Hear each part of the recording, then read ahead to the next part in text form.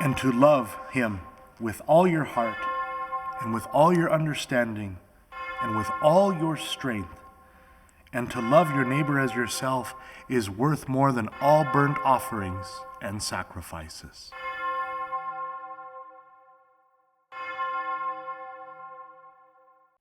I remember shortly after a dear friend of mine was ordained a permanent deacon, I gave him a little photograph. It was more of a watermark of the San Damiano cross for the church he served in, and a set of, you could call them affirmations, really reminders. I reminded him of so many of the conclusions of our talks that we have had up until that point. As he was preparing for ordination throughout his time of formation, we would talk often about the why we do what we do. And so I encouraged him in that simple little picture to always remember the why. Remember the why you first fell in love with Christ. Remember the why you first wanted to serve him in his church and in his people. Remember the why and never forget that, especially on the tough days. As much as I'm aware, I think he still keeps it on his desk, and I keep a similar copy around mine. Friends, today's gospel is all about the why, Jesus reminding us of the bigger picture. You know, sometimes it can become so easy to see the law, to see God's law, as just a series of hoops to jump through. One more obligation that we have, to the extent that sometimes people build an image of the church in their minds and transmit it to others that, well, you're Catholic, so you follow all those laws, right? You're all about doing things. But friends, as you probably know the old saying, sometimes it's hard to see the forest for the trees. It's easy to get caught up in things that are required of us when we lose sense of the why we do what we do. It's easy to, therefore, you can see sometimes how the Pharisees themselves, or those who are like them, get caught up in a legalistic view of God's law, and thus making them kind of the law enforcement officers of God's providence, of his church, of his people. But think about it. That's not what we're called to.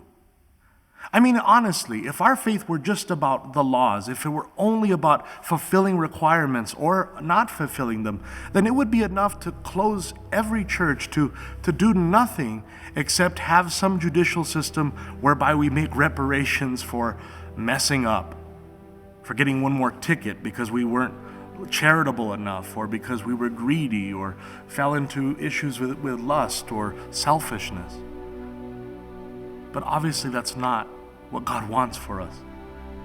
His vision is so far beyond just getting things done or abiding by laws.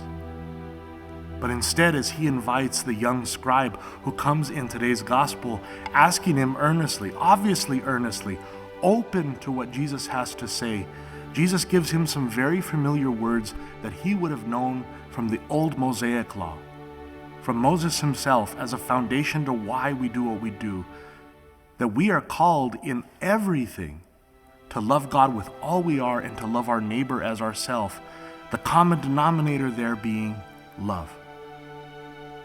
The common foundation, Jesus getting across to this scribe who is really seeking answers as to why we do what we do, that when it comes to the things we are called to fulfill, we do them, and we do them well when we accept, when we steep ourselves in, and when we project God's love for us.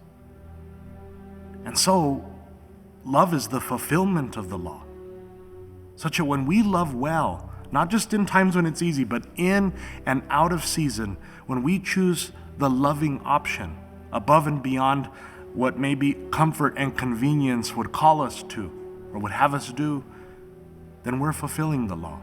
Then we're remembering the why. Then we're remembering the original purpose that God found us, called us, and therefore sent us in order to give others that same sense of welcoming, of acceptance and love, so that we could not just be good boys and girls, staying within the confines that law calls us to, but instead use those laws as reminders of the great vision God has for our lives, such that we're a brilliant sign of his love to others. Let us not just fall into that trap of seeing the trees and forgetting the forest, forgetting the big picture, but instead remember the why we do what we do, and everything else will follow from there. God bless you, friends. We'll see you next week.